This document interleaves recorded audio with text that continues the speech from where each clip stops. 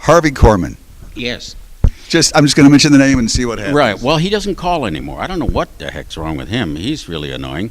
Harvey was such a treat to work with. We spent 11 years together, and then many years afterwards, wrote a couple of movies, as a matter of fact, for he and I, or he, me, or all three of us, me, he, and him, and I. And he was the brightest guy I ever knew, probably. He could do the New York crossword puzzle in ink in 10 minutes, but the man could not tie his own shoes. I swear to God, he had no practicality whatsoever. And one time we were coming back from the East Coast, and we needed to land this small plane that we're traveling in Arizona or Arkansas, rather. Big difference. Big difference. Yeah, because they both begin with A. That was the confusing part. So we land this thing because we had needed to get gas. And as we were going back onto the runway, I said to Harvey, I don't think they put that gas cap back on. And he said, what do you mean? I said, well, when we pulled up to the truck, they took the gas cap off, put it on the wing, and I didn't see it after that. I think it fell off. He said, well... Please tell me he stopped the plane? He did.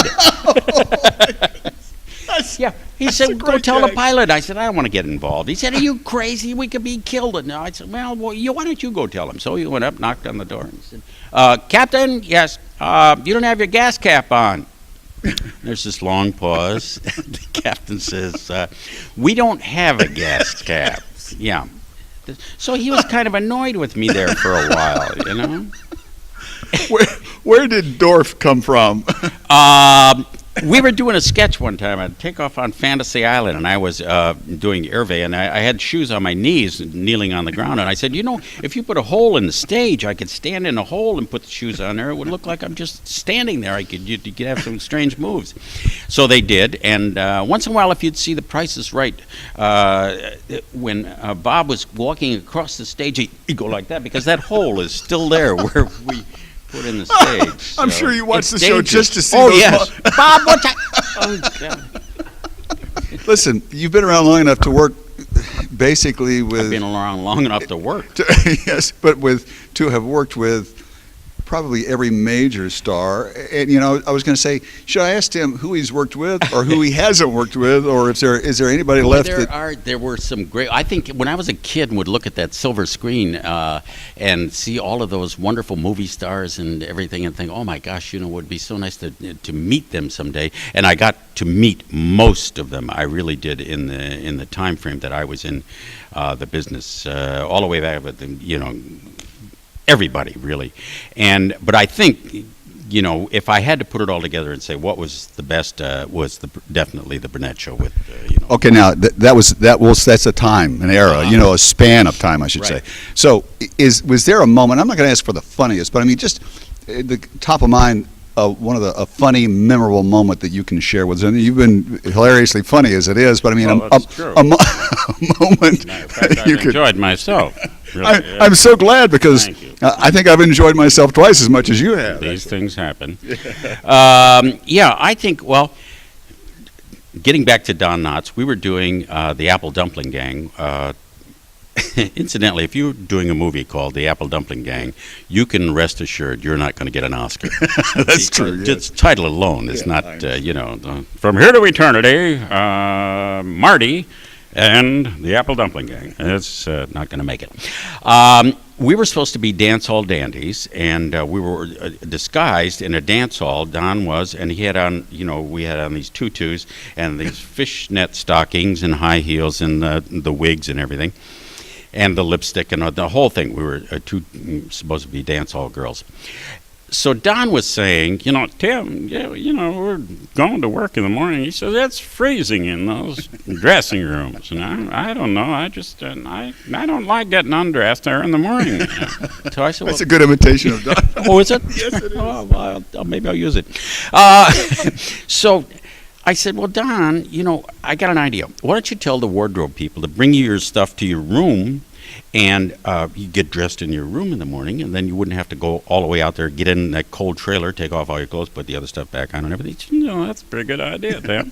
So he does that. So now the guy brings all the wardrobe. So I pick him up in the morning now, and he's got on all of this stuff, the stockings, the high heels, the whole thing, the hair, everything. And so we'd ride to work, and I'd go, to the next car, and they go, whoa, what a beast that guy's going with. So we're coming home one night, and I said to Don, I'm going to go. Now, we're shooting in Stockton where there's cowboys. I mean, real cowboys. Yeah. They hate actors. Yes. That's their sport. They have an open season, Well, it's hunting time. There's an actor. Boom. Okay, I got one. So I said, I'm going to go to the bar across the street and get a beer before dinner, and then, we'll get changed. I'll pick you up. So, okay, right. So he gets out. He goes in the motel. I go in the bar. I'm sitting there with these cowboys. And all of a sudden, Don comes back into the bar. Now, he's dressed in this dress and the stockings, the hair, the whole thing, the lipstick, and he comes over to me and says, Tim, you got the key to that room? I said, well, madam, don't you think we ought to talk about price first? So that was the biggest laugh I ever got out of Don, and the Cowboys, too, yes, I think. Well, now, so what did the Cowboys, how did they react when Well, I think they went to dinner with Don or something, if I'm not mistaken. they started buying him dinner and drinks? Right. Huh? Oh, yeah.